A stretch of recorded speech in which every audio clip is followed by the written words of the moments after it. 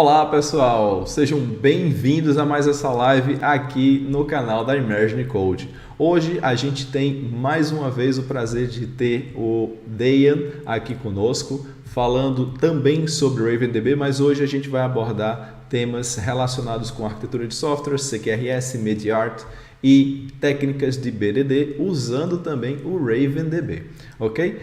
Então, a live de hoje vai ser completamente em inglês, tá? Mas sintam-se à vontade para mandar suas perguntas no chat. Eu vou pegar suas perguntas, vou traduzir para o Dejan e o Dejan gentilmente vai respondê-las para vocês, tá bem?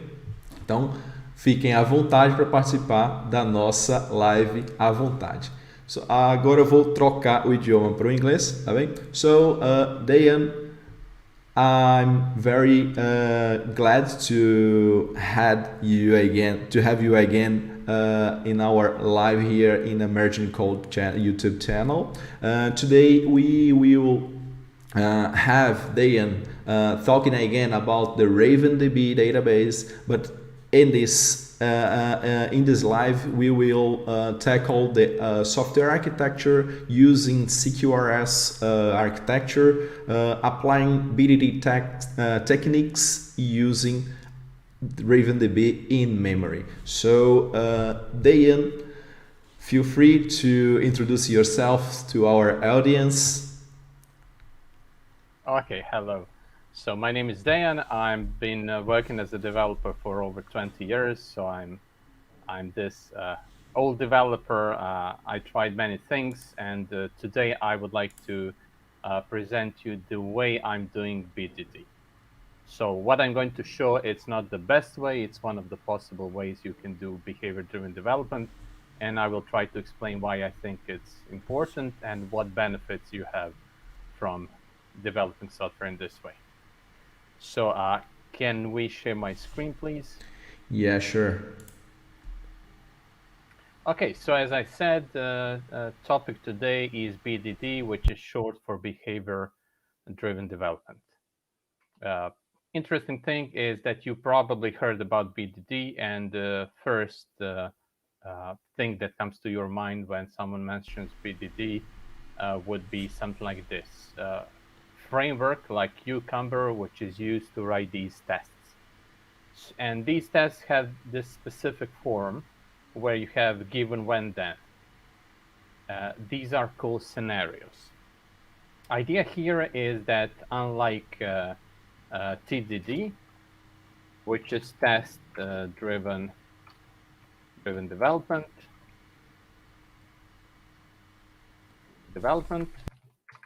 with TDD, you have this typical red, green refactor cycle. So what you usually do with TDD development cycle, you first write test. This test will fail because it is testing implementation that does not exist yet. Then you will implement code and make this test pass. So this will be red because your test will fail. After you implement your code, test will be green, meaning that test is passing. And then in the last step, you will perform refactoring. And usually people concentrate on these two, red and green. So you write test, which is failing. You implement minimum amount of the code to make your test pass. Test turns green, and then you write new test. Usually people forget about this third step, which is refactoring. And refactoring is changing of implementation without affecting behavior. And here where the problem lies, because if you're not careful when you're writing your tests will be too tightly coupled with your implementation.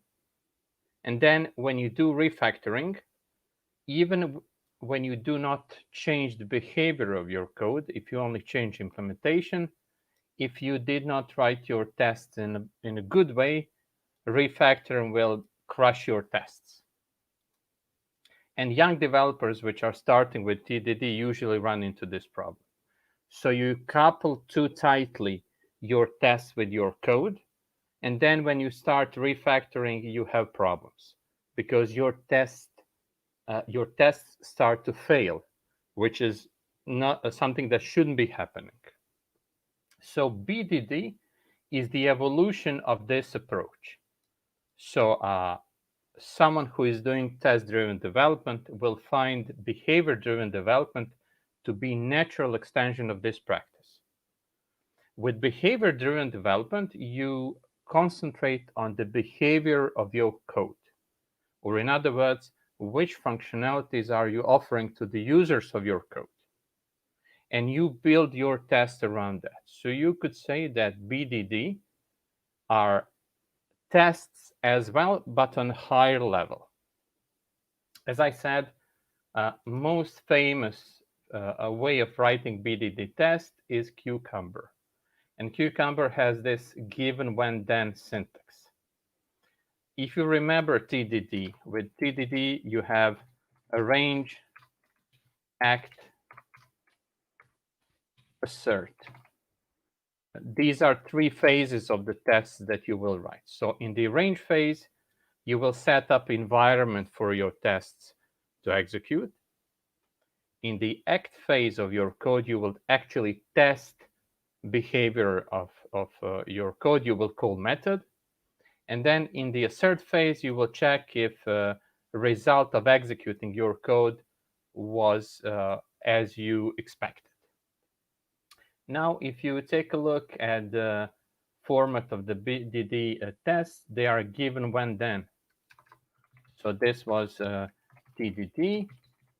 With BDD, you have given, when, then.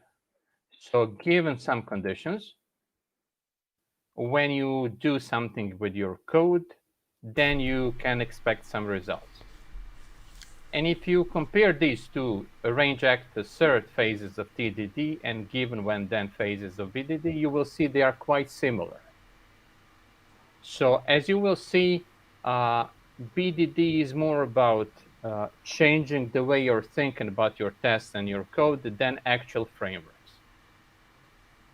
When I was starting writing tests, I was aware for a number of years as a young developer that TDD is a good thing and the BDD is a good thing as well, but I have problems finding right approach. I was playing around with it, but it wasn't feeling natural to me. And then I found a way to write tests so that I feel it natural and it's helping me develop my code.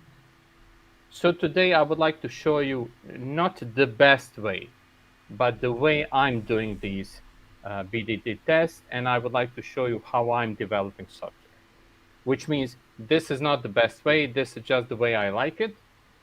You can observe it, what I'm doing, and then you can come up with your own version of this process. What is important here is that you find some flavor of these tests, some approach, and that actually you end up writing tests, because writing tests is important. It's not important which of the frameworks are you using, which approach are you using. That's secondary. Primary is that you start writing tests. So another difference to complement to all of that you said. The another difference between TDD and BDD is that in TDD you are focusing on the unit part in your software, and the BDD you will focusing on the same part of the software, but in keeping in your mind that you are direct your tests based on the feature, the business feature. Yes. Yes, so you could also say that TDD is the unit testing, where you could end up testing your classes and your methods, and BDD is feature testing or functionality testing. So what I'm going to show you today is a small project. And this small project will implement functionality of a small e-commerce website, but just basic functionality. So looking at the functionalities that I would like to offer two features in my application. One would be creation of a new product, and the other one would be fetching of the product based on the name of that product. So very simple. Could you increase the size font? Yeah, is enough. Thank you. So I have just two functionalities. This is small example, but it will be enough to look at how to develop these functionalities. And you see a very important difference now in my approach. I'm starting with the design of the API. So what you can see here is that I'm starting with what I would like to deliver to someone. And that would be one endpoint for creation of a new product, as you can see. And I have one endpoint for the fetching of the product. So I will try to implement that. And actually, I sat down and I did sample implementation. This is ASP.NET Core 5. And here, what I have here is the product controller. So this product controller, as you can see, I'm implementing post a call to product and the get call to product. What I have here is the product controller with one get endpoint and with one post endpoint. What I'm using for the implementation of this small project is MediatR by Jimmy Bogart. Most people are familiar with it. Lots of people are using it. So as you can see, my controller actions are very slim. I'm just accepting call to the endpoint, and then I'm calling MediatR with either query or command. So this is CQRS approach, where you have a division. All interactions with the system are divided into two categories. So interactions with your system are either queries or commands. So query are such interactions that are returning result without changing the state of the system. And the command does not return result and changes the state of the system. And looking at these two categories of interactions with the system, you can see that this matches nicely with the verbs. So post verb is command, which is changing the state of the system. Get verb is query, that is returning state of the system without changing it. And usual structure that I'm using is the features folder, where I'm placing the features and I'm grouping them by the resource. So here I have features product, as you can see, and first method that I have here is the create product method. So this is the way I'm organizing my commands, queries, and handlers. I'm putting all that belong together in one file. So in this case, I have a command for creation of a new product. So as you can see, product will have name and the price. And I have a handler, which is handling this command, which is reacting to this command. And what you can see me doing here, I'm using this code to store, to create new product and to store it into Ravendb. Ravendb is my database of choice. So in this case, I'm opening the session. I'm creating new product, which is taking name and the price from the command. As you can see here, so command is holding name and the price. I'm creating new product and I'm using name and the price to initialize. And then I'm saving this to the database. So very simple code. And now let's see how this works. So I will use Docker to start Ravendb inside of the Docker.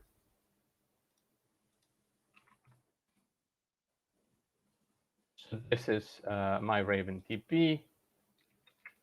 I don't have a database, and I will create new database. I have in the settings a name of the database, which is store. So I'm going to create one here. And now I have empty database.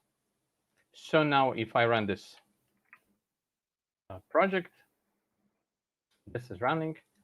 And I'm now in the Visual Studio Code, and I'm using very nice extension for Visual Studio Code, which is enabling me to send HTTP requests to my application. So you see my application is up and running. My database is empty. And now if I go into Visual Studio Code and execute this request, so I will call this URL with the post verb, and I will pass these two details to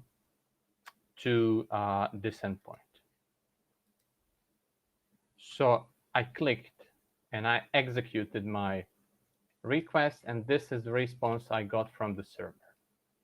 So I got 200 OK. If I look at the database, I can see that I got my first product created in the database. So you can see that I called my product endpoint with the post verb. I passed on the name and the price of the product. And as a result, I got my product created in the database. So now we can see this very simple code works. But now, how I usually develop it is that I don't start with the implementation first. What I first start with, I start with specification or requirements. So in my projects, I usually have this specs project, which is actually a project which contains all specification of all features. And what is interesting is my approach is that I'm not using any framework or library like Cucumber or SpecFlow or anything like that. I'm using simple XUnit to write BDD tests. So let's look at the basic specification of create product feature that I implemented here. And basic specification is specified in this file here. So what I usually do, I first implement something that's called happy path. Happy path is the execution of the code in ideal conditions. So I will create a scenario. So you could say that these are the scenarios, same terminology as Cucumber is using. So I'm using ideal scenario. I'm passing all the values. I'm passing all the access rights if I need to check any access rights. So this is ideal scenario. This is ideal case. I call this usually happy path. So what I'm using here is I'm simulating creation of a new product, and then I'm testing the results. So let me collapse this so you can see what I'm doing. So I'm creating new product here. So this is new object. And I'm using ASP.NET testing infrastructure. So this is test host. Let me show you. So I'm using web application factor with startup, and I have test server. So test server is ASP.NET in-memory web server. So this means when I execute tests this way, I will have in-memory web server that is responding to my requests. When I tested it here, what I had was actual IIS web server, as you can see here. In this case, when I'm writing these tests, I'm using in-memory web server that comes with ASP.NET Core. So what I'm using here, I'm actually creating HTTP client, and I'm posting to the product end point I'm serializing this into JSON, and I'm essentially performing same action that I did here manually, but I'm doing that from C# code. So when this executes, I'm actually testing 3 consequences, 3 outcomes of this code. And if you take a look at the given when then, so given is nothing. I have completely empty database, so my given phase here is not existing. So you could say that for given phase, I have nothing. And then I have when. So this would be when. When I do this, when I send JSON with the description of a new product to my HTTP endpoint, then I expect this, then I'm expecting this second thing, and then I'm expecting third thing. So what I'm actually expecting when I send requests to this endpoint, I'm expecting status 200 to be returned. So as you can see here, when I executed my code, my call to my code, I got back 200 OK. So this is, in testing terminology, this is sometimes called smoke test. So this is basic check if execution of code completed successfully. And this is my verification of the fact that status 200 was returned. So as you can see, I sent my request and I accepted response and I put it here. So it's accessible from these methods. I'm using here fluent assertions so that my tests, my assert conditions are looking naturally. So as you can see, this is very natural to read. Response status code should be 200. So it's almost like I'm reading this text, but it's written in the code. So this is one thing that should be satisfied after call to my endpoint. Second thing, one product is created in the database. So as a result of calling this endpoint, I want to check if just one product was created in the database. So not 0, not 2, exactly 1. And what is nice here is that for these tests, I'm using a Ravendb that also runs in the memory. So it's not only that test server of ASP.NET Core is running in the memory, I also have Ravendb that is running in the memory. This is great because I can execute my automatic tests, again, actual database, same database that will be running in production. And this is very important because, unfortunately, if you write tests like these, and if you target entity framework that is targeting SQL Server in memory, unfortunately, in-memory version of SQL Server through entity framework is very different, substantially different from SQL Server that runs as a normal application under operating system. With Ravendb, nice thing is that in-memory version of Ravendb is identical to one that you're going to use in production. So in this case, as a result of the execution of my code, I'm expecting one product to be created in the database, and I'm checking this here. So I'm calling database, opening session, querying for the products, all products in the database, and I'm pulling out statistics. And then this statistics contains total results, or in this case, total number of the products. So in this case, total amount of the products in the database should be 1. So this is second consequence, second outcome of the execution of my code. And third consequence, third result of executing my code is that this single product that exists in the database should be the same as when I ordered creation. So I wanted to create this product. So in this third test, I'm fetching product from the database, and I'm checking if the name and the price are the same as what I sent to my endpoint. So if you go to the Test Explorer, and if you take a look at this, nice thing here is because of this display attributes here, Test Explorer is actually showing me these display attributes here. So you can see that you can almost read this as a textual specification, which you can give to someone who is not developer. And this reads very naturally.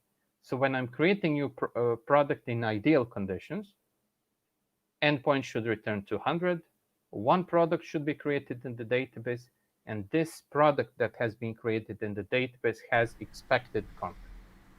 It's very important to identify here that we are bringing the natural language to the code. It's not only the code, but the unit test structure. It's very important to us that anyone can see to this test suite and understand what happened in that. So what the behavior, the software is broken or not, and why it's a very deep detail in this case. But imagine that you are talking with a product owner, and the product owner look at this screen, and he or she will understand that your software is broken some feature and you need to fix it, right? It's a very important to see. Yes, if he's sitting next to me, we can discuss this, because what I'm using here is not a technical language. This is business language, and this is precisely what you mentioned. In other words, if I'm writing the software, I'm not going to use user in my code, because user is a technical term. I'm going to use customer, because this is business term. This is business language. This is important because users are not entering shop and shopping. Customers are entering shop and shopping. So when they come to me and say, okay, I would like to provide this to my customers, I can find customer as a term in my code. So now when I execute this, I can automatically check if execution of my code will satisfy all these steps of my scenarios. So what you can see here is that my code executed, and I can see that my code is working well for the ideal scenario. Now, what is also interesting with Ravendb, as I mentioned, what happens here is that when execution of this code starts, new web server, in-memory web server test host will be created, and a new database, new Raven database will be created in memory. These tests will execute, and after that, a Raven database will be destroyed.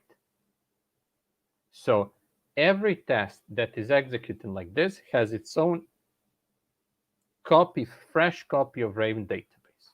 This is also very important. Your tests, if you wrote them in a good manner, they should be isolated from each other. Do that using the SQL Server database. You might have a lot of effort to reach the same feature here, because you need to have a snapshot at that moment when the test started to work from the database and run all the test suite, and after that the framework or the tool need to destroy or recover the database to the start point. So yes, it's very, very tricky to deal with this same feature that Ravendb brings to us, in another SQL database. Yes, and for that reason, you may see people writing tests that have something like this. So setup method and tear down method. This is precisely what you just mentioned. So in the setup, you would provision a database. So provision new clean database. And then in the tear down, you would clean up after test execution. Here, this happens automatically. And not only that, what you can see here is one line that is coming from Raven test driver. And it's very interesting. Let me show you. So let's imagine I have some problems and I would like to inspect what happens in the database after this line executes. So let me debug this test. So what I'm now doing, I'm debugging this test. So now Visual Studio starts in the debug mode.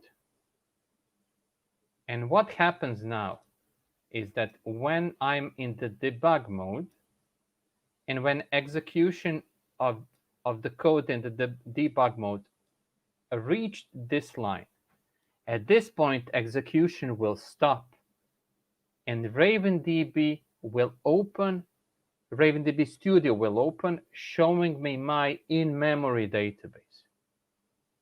So I can actually see what was the result of the execution of this piece of the code. Let's see. So products, I have one product created here in the database. So what I'm looking now, execution in the debug mode stopped, and I can go and look inside of the database what exists in the database. And I can even modify data if I want to. And you see this here, it's continue test. So when I click this, execution of the code will continue. Execution of my code completed. And why you see this? Because in-memory database was disposed. It was destroyed after test executed. So what is excellent here is that I'm able, I don't need to write output to the console log or anything like that. I do not need to debug and observe or watch the value of the things. I can actually stop execution wherever I put this line of the code and check what is going on. This is very nice. This is speeding things up. Okay, so this was so-called happy path. These were ideal conditions. So now let's cover other cases, as every good developer should do. So you will first, in this approach, I usually go and develop ideal case. After this has been implemented, then I go and cover other edge cases. So what should happen if I have empty product name? So this is the test that is specifying desired behavior of my code when I'm trying to create product with empty name. And I usually start like this. I write this first. So this is my specification, which is also executable. So what I have here is the executable specification of what my code should do. So create product scenario of empty product name. So I want to create new product with empty name. I'm sending this to my test server. As a result, I expect status 400 to be returned. So bad request, validation failed.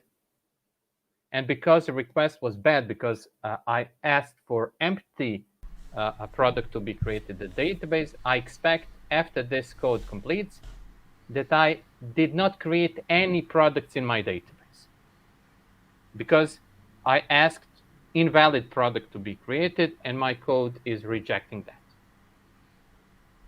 It's a really interesting point here is that you are testing the suit, the system under test, and you are send a post or a put command, and the command in this case is a real command, right? Because you are using the MediatR framework from Jim Bogart, and you are not needed to have unit tests for each little part of the software in this case, because you are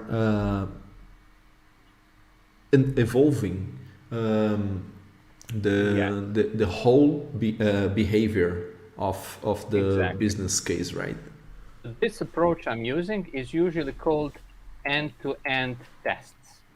So these tests that I'm writing are integration tests because I'm using other systems like database. So this is tests I'm showing today could be categorized as integration tests. They are also behavior tests because I'm testing behavior of the system. And I'm also using end-to-end tests because I'm testing HTTP REST endpoint. Like if I write a Vue.js application or Angular application, this application would be hitting this same endpoint as I'm hitting it from the test. So what I wrote here is the specification of desired behavior in a case when I don't have product name. So now if I execute this, let's execute it.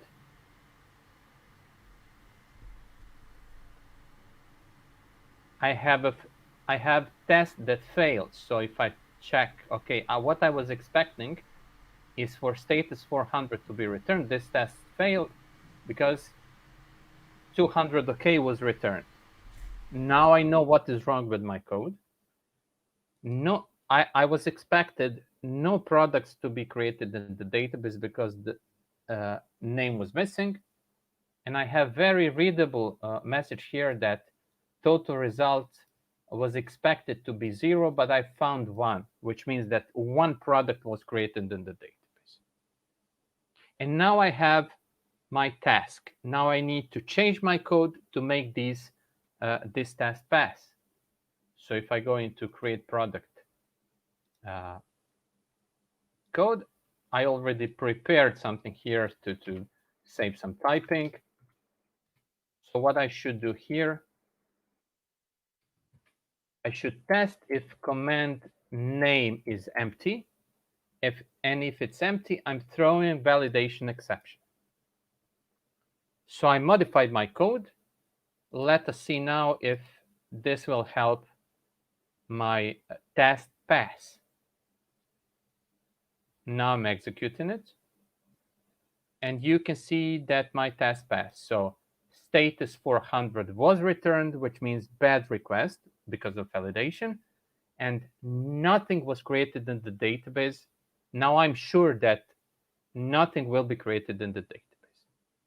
But now you may ask yourself, I'm throwing exception here. And what I'm testing here is the status 400 to be returned. So where I'm returning 400? That is the question. So what I'm using is one interesting component, which is called problem details. So this is Christian Helling middleware problem details.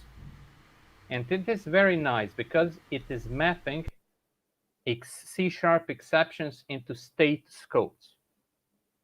So for example, what you can see here, whenever I throw validation exception in my code, it will be automatically mapped to status 400 bad request.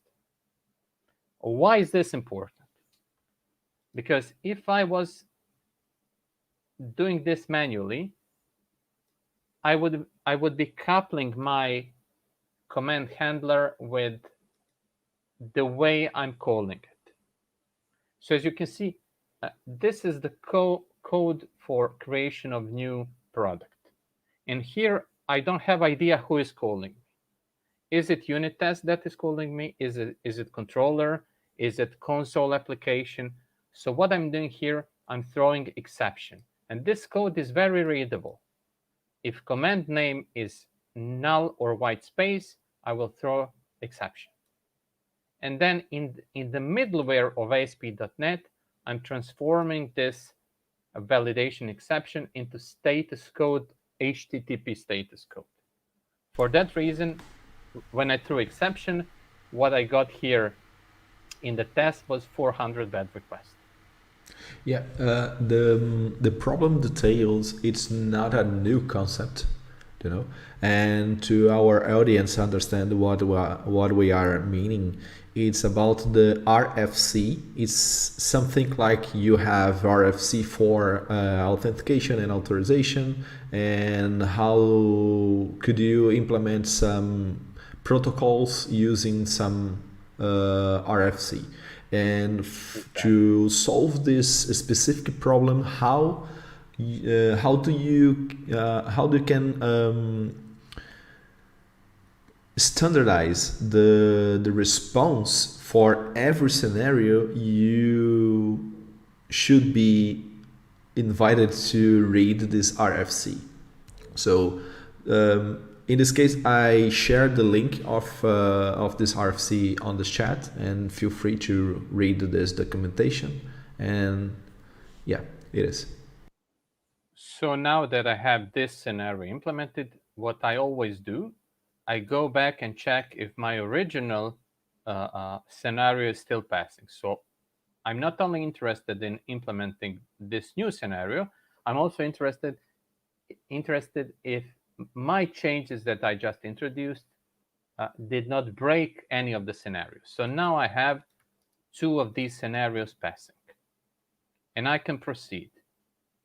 Okay, so next scenario that I would like to cover is, if you remember, I have name and the price. So I covered the case of empty name. Now I would like to cover the case of price that is invalid. So here is the test for that. So when I pass price that is not valid, which is negative price, so that is definition of invalid price. When I do that, again, I'm expecting status 400 to be returned, and I expect that nothing was created in the database because my input parameters for the product were invalid. Again, if I go and execute this test will fail because I'm yet to implement that. So as you can see, I first write specification that is executable, and then I go and this specification fails because my code is not yet implementing it, and I can see what is wrong. And then I go and change my code. So inside of the create product, I need to check if the price is valid. And I prepared that to make things easier for you not to watch me type too much. As you can see, I'm introducing another validation. If price of the product that I want to create is less than 0, again, I'm throwing a validation exception. Going back to my tests, I changed the code. Let's see if my tests will pass. My tests now pass. So now I have 3 scenarios that I implemented. And I have this specification, which is humanly readable text. And I did all of this without introducing any new framework like Cucumber. And now I have one more thing that I need to satisfy. You remember, I have it here, and this is my database that is running. So this is not in-memory database. This is database running in the Docker container. So if I call this again, this will execute. And what you can see here is that I can create multiple copies of the same product. So obviously this is a problem. I can create Apple 5 times. So what I also want to do, I want to prevent creation of the multiple copies of the same product, because It's something that shouldn't be happening in e-commerce website. There should be multiple copies of the same product. So then what I will do, I write test that is covering this scenario. And what is also important is that when you start doing this approach, when you discover a bug, first thing after discovering a bug in your code, and you could say that I discovered a bug here. So first step always is writing test that is reproducing this bug. Because test is reproducing bug, test will fail. After that, I can correct bug. And how will I know if I solved the bug? But, well, tests will tell me. Now I have here test that is testing this scenario that we just experienced. When I create multiple copies of the same product, I want status 400 to be returned. I expect to have just one product in the database, not two same products. And I expect existing product that was existing before my call to be not modified. So just to repeat that, I now discovered the bug. First thing I did after discovering the bug, I wrote a test that is reproducing this bug. So now this will fail. This is now reproducing the bug. This test failed because 400 was not returned, 200 was returned, which is bad. I was expecting to have just one product, but I'm having two products in the database, so this is a bug. And also, I have this test breaking because I'm expecting just a single product. And now I can correct my code for this to start working properly. So if I go into my create product, I prepare some code here. Another great point here is that when you run your test and your test failed, you didn't to roll back anything into in your database because your database is running in memory, right? And Yeah. if we tried to do the same thing using, as I said before, using SQL Server or MS SQL Server, Postgre, MariaDB, whatever. So a relational database. It's very tricky because we need to apply some scripts from our tests and wait from our application run the business implementation. And if everything goes wrong, we need to roll back everything.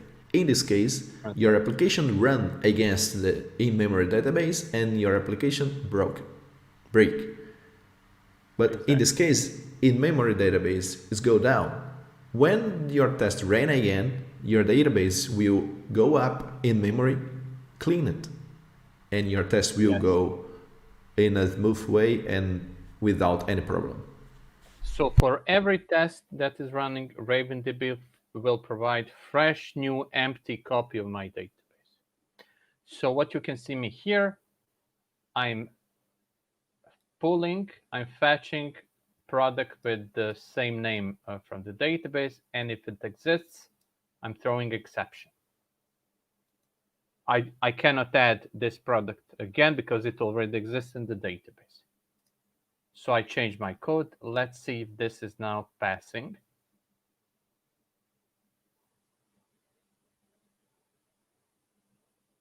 This way, I'm checking if I fixed the code. So this is now passing, and I will run all of these 4 scenarios again.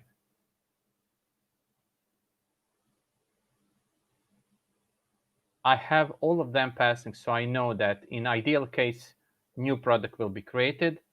If price is invalid, it won't be created. If empty product name is supplied, no products will be created in the database. And if product with the same name already exists in the database, I will not create second copy of my product. So as you can see, what I have here is specification of the functionality that I'm implementing. And now what is even more beautiful, if I go and refactor my code, these tests are becoming so-called regression tests. So regression tests are checking if after a week or month or 6 months, any refactoring of my code break any functionality that was working nice.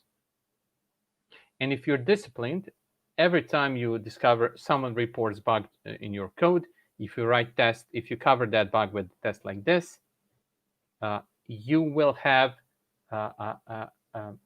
you will correct it, and you will eliminate possibility for this bug to be reintroduced ever again.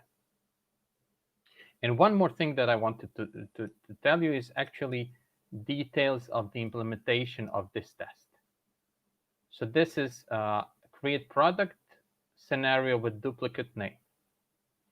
What I'm using here is a so-called bogus library, which I'm using to help myself because I'm lazy. I'm using this library to create product. So this is very nice library which can populate the name of the product. It will generate price for you. It has various interesting things. So you can see I can use it to create a random name of the color or product name, product description, which is natural. So I won't have to go and invent my own product names. This this bogus library will generate these values for me. So I used it to generate product. I stored it into the database. So I generated one product in the database before calling my method. So let me show you how this works. So before calling HTTP endpoint to create new product, I seeded one product in my database. So you can see my database is not empty. What I have here is one existing product with name Apple, and this price was automatically generated by the bogus library.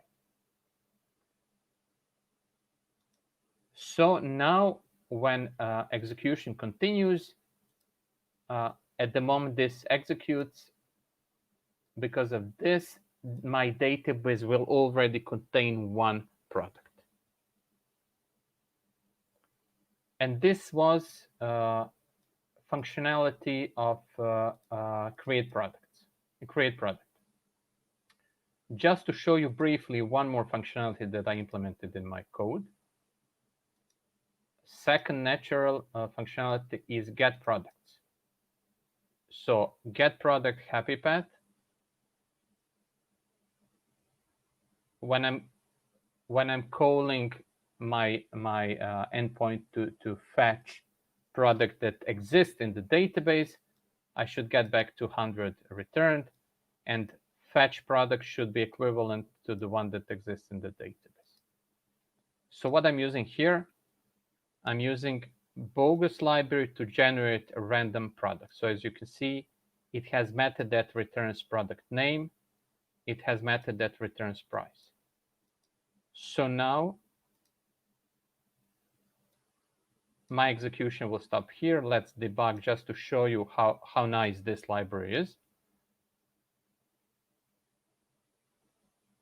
So what you will see in the moment is the example of the product that was seeded by the bogus library. So as you can see, this library is producing something that looks very, very natural. It's not some random string full of numbers and letters. You can use this to produce actual meaningful names of the product. So what I requested here is the name of the product. And what is also interesting is that every time you call this code, different product name will be generated, different price will be generated, which is also a good way to test your code. So this is one more product that has been created. So different product name and different price. So every time this test is executed, this library will create different product name and different product price. And this is very useful because this also can help you discover some edge cases of maybe name being too long or some specific letters being used or some price that will cause a bug for you. So this is one more way of additionally testing your code. And as you can see, what I have here is one simple code call to this a method that I wrote that will instantiate and populate all the properties. So as you can see, I'm specifying here rules for population of the properties of my product. And I wrap this into the method. So inside of my test method, in one line, I instantiate product and I have all of its properties populated. So again, what I have here is the same way of specifying functionalities for the get product. So when product exists in the database, I expect it my endpoint to return 200K and to fetch product, and this product will be equivalent to the one I seeded into the database. So you can see this is the product that I generated. I saved it into the database, and when I now try to fetch it by the name, I'm deserializing here into fetch product. So I'm checking here if fetch product is the equivalent to the product that has been saved into the database. And here I'm using Fluent Assertion Library, which is mapping properties with the same names between two different objects. So this is also easy way to detect equality by value between two objects. So I did not have to write something like this. So for example, name should be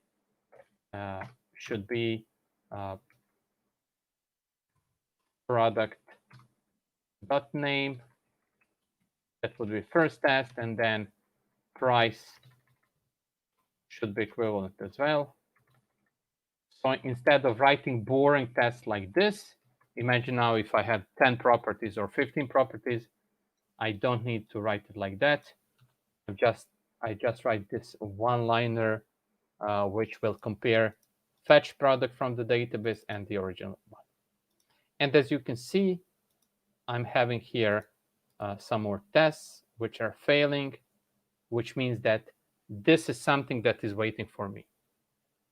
What is also nice here is now I end the session, I close my computer, I turn it off. Tomorrow I sit in front of this project. Where should I start? It must have happened to everyone. You sit in front of your computer, you want to work on your project after 10 days where I stopped. So what I usually do, I run tests, I pick up tests that is failing, and I make it pass. So this is also nice because it's very clear what code I should be working on. I should be working on tests that are failing. Okay, so this was brief overview of the workflow that I apply when I develop software. So I start with specification like this one. This specification is guiding me through the implementation.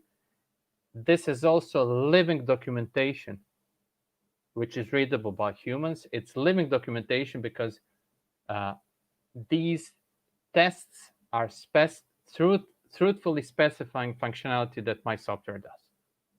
And also, when new colleague joins to my project, this new colleague will be able to get up and running with the project in record time. Because here is the specification of the scenario, what should happen. Okay, if I try to insert one more product with the same name, what should happen? What will happen in the code? So you have multiple benefits of applying this approach. And what I like especially is the fact that I can use in-memory database that will be identical to the production one where my code will be running one day.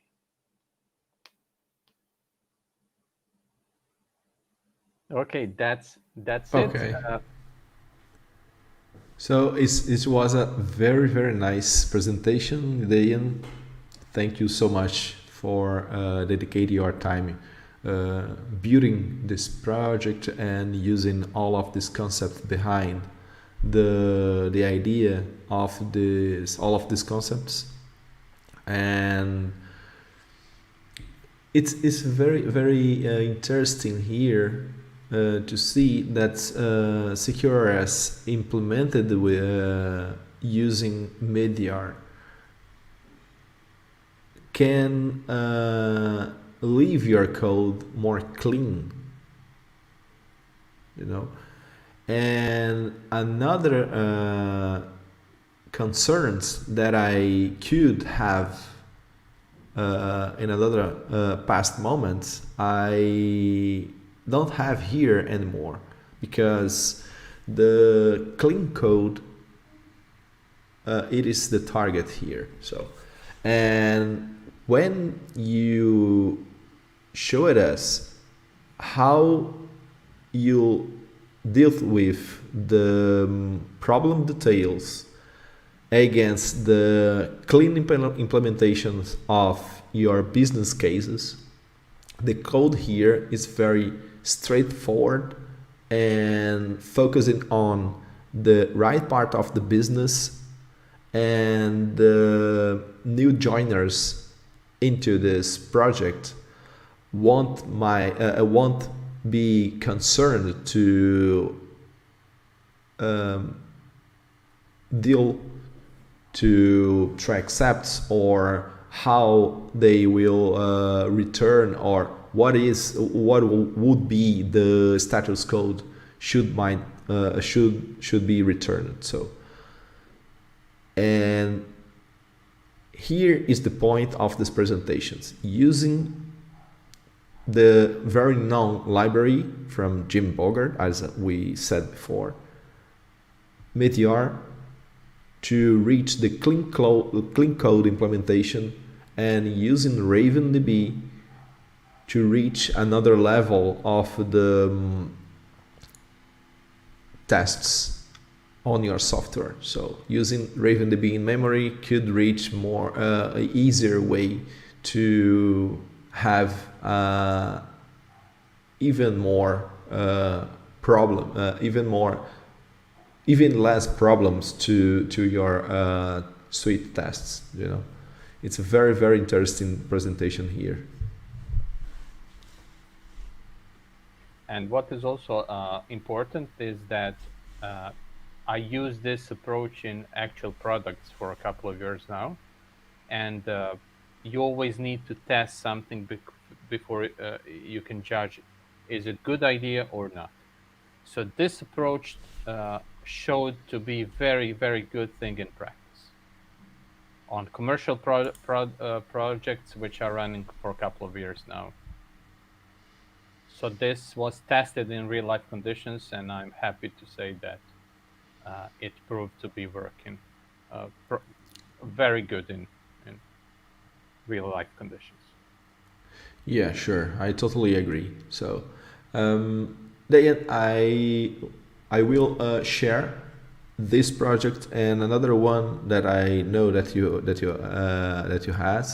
have on the GitHub repository. The other one is more complete project that you have. This one is very is smaller.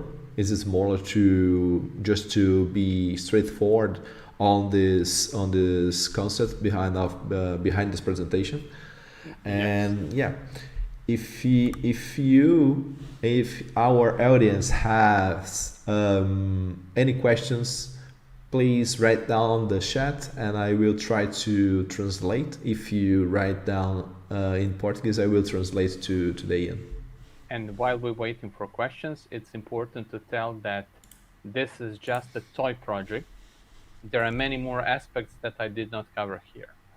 So what I did not cover here is the authorization and authentication, which every decent application should have. So who can create these products? Now I'm allowing anyone from the internet to make a call like this and to create a product. I did not create logging, and also validation, as it was written here, could be pulled out to make this code even cleaner, because now if you take a look at all these lines, you can see that half of the code here, so this code, this is validation, and this is also validation. So you can see that I have same amount of the validation code as I have actual production code. In this second project, I have all of these so-called cross-cutting concerns covered. So it's important to know I isolated just basic project here, but a real, actual, professionally done application should cover logging, authentication, authorization, and several other aspects. Yeah, and another project that Dejan is saying is very complete project, and this project will cover the really interesting implementations around the authentication and authorizations using CQRS and commands and queries, where you will find in this project that you does not have anymore to use authorization attribute in your SPNet controllers, because the implementation will use a really clean architecture and implementations that will leave you aside of these concerns.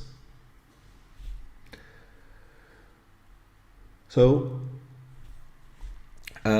we have Nelson Souza asking us about the available of the source code on the GitHub. I will share the repository on the descriptions of this video, and feel free to go and reach out Dejan on the GitHub account of him. And it is, I think that our audience doesn't have any questions until here. I think the presentations was very clear and very direct to the point, the right point, and a very important point for us developers at all. And yeah, let me see that. Okay, we don't have any questions until here, Dejan. So if you want to share one more thing, if you want, feel free, or not.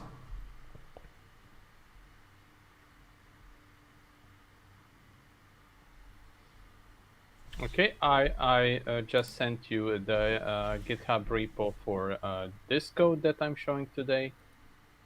And let me share also one more complex project.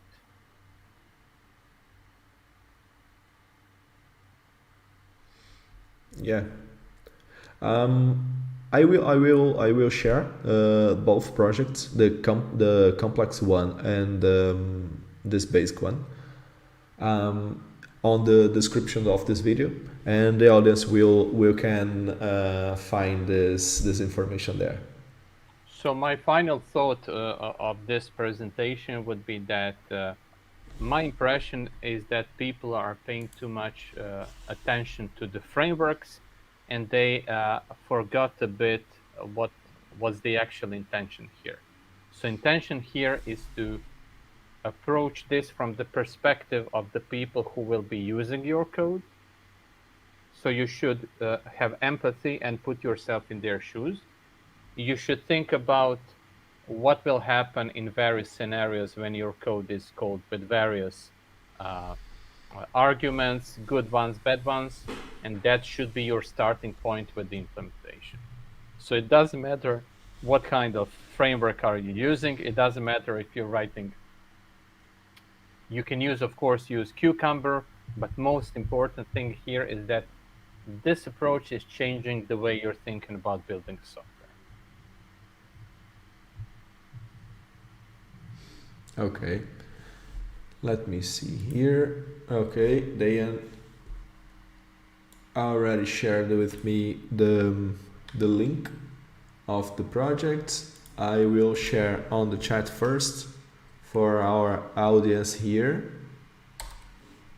Is the first one, and let me grab it another one.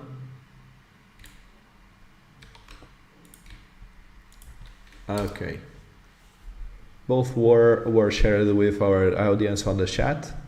And okay, we are our time is running up, and we are in the end of this live. This is also an amazing live. And one more time, thank you so much, Dejan, for your time to be here with us again, because you did another amazing live in last year, I think so.